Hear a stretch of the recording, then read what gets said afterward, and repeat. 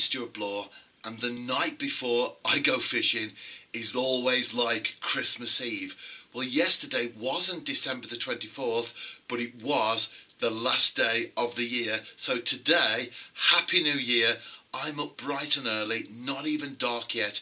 I'm going to hit the ground running, and today I've set myself a very special challenge. I'm travelling light, very light in fact. Everything I need is in this bag that's in front of me, and it's not even full. But more importantly, that is what I'm going to be fishing with, and I love a challenge. I've set myself a target of 6 species today, and I'm only fishing with maggot. No ground bait, no options other than a simple red maggot on the end of the hook. Anyway, let's see how I get on. I'm on the canal for session 1. My first cast of the year wasn't very successful because I snagged the bottom, lost everything. Anyway, set up again, just cast out. What will the first fish of 2018 be? Exactly 365 years. exactly 365 days ago, my first fish was a roach. But what will it be this time round? I tell you what, that was a fantastic pull round. I was watching the birds in the trees on the far bank. I'm also into my nature very much as well. And that rod, well, it didn't quite take off because I was very close to it and got my hand next to it. But it certainly woke me from my slumbers, as it were, focusing on something else.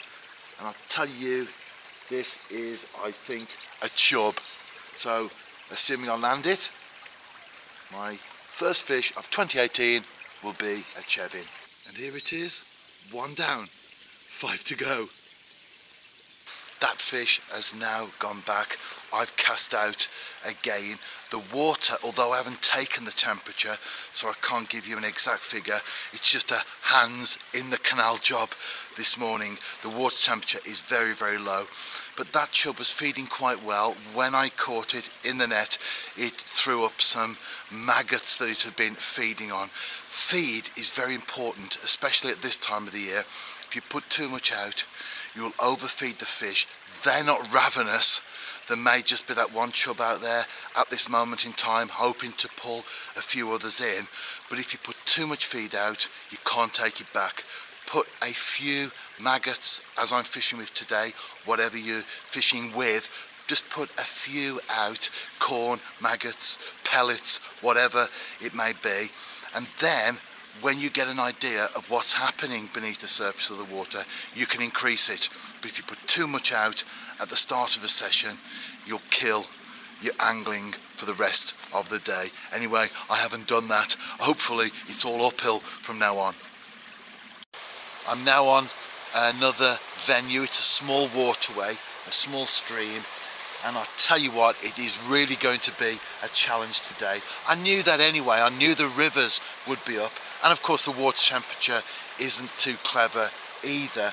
And on this particular place, we've had some rain overnight, and the colour, well, every time I've been on here before when it's like this, I've never even had a tap. It kills the place like a piscatorial graveyard. But as long as your bait's in the water, you've got a chance. And of course, that's the whole point of a challenge, not just fishing, but life in general. If I set myself the target of 1 species today, well, I'm going to do that quite easily. If I set myself 30, that's impossible. Targets, whether in fishing or life in general, need to be something that push you, that challenge you, that motivate you, that you have to work at, but at the same time, not the impossible dream either. So for me, 6, well, that's certainly going to be a challenge today, but it is doable. I was hoping to get on the 7 and tag a little minnow or a dace from down the edge with this type of tackle. That's not going to be possible today, but you know what, I'm giving it my best shot, and at the end of the day I'll enjoy it anyway, and that's what fishing is all about. I'm glad that I stuck it out on here because I've just caught a tiny tiny bullhead, my second species of the day. As you can see, the hook is just on the edge of the mouth there. Perfect. Right, let's get this one back and I'm moving on to a new venue. I'm back on the canal, watching the rod while I talk. It's my third venue, hopefully my third species as well. Starting to rain now, quite heavy rain forecast. I haven't got a brolly. Do you know what? The fish are wet already. It doesn't bother them, and it certainly doesn't bother me. The rain has passed. Looking at my camcorder screen, it does look quite blurred. Hopefully that will dry out now that the sun has put in an appearance. I'm watching the rod while I talk. I've had 4 hook pulls and 2 of them were definitely bream. Not sure about the others.